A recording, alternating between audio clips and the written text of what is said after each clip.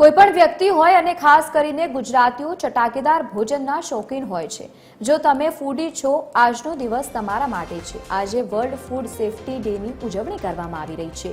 જો તમે પણ બહારના ચટાકેદાર ભોજનના શોખીન છો તો શું તમે જાણો છો કે આ ભોજન તમારા માટે કેટલું જોખમી છે? WHOના રિપોર્ટ અનુસાર દરરોજ વિશ્વમાં સરેરાશ 16 લાખ લોકો ભેળસેળવાળો ખોરાક ખાવાના લીધે બીમાર પડી રહ્યા છે। ગુજરાતમાં ખાદ્ય પદાર્થમાં ભેળસેળ માટે 4 વર્ષમાં 5552 કેસ નોંધાયા છે, જેમાંથી 64% કેસ જ નિર્ણયમાં આવ્યો છે। રાજ્યમાં ફૂડ ટેસ્ટિંગ લેબોરેટરીની વાત કરીએ તો અહીં માત્ર 6 સરકારી અને 9 ખાનગી લેબોરેટરી છે।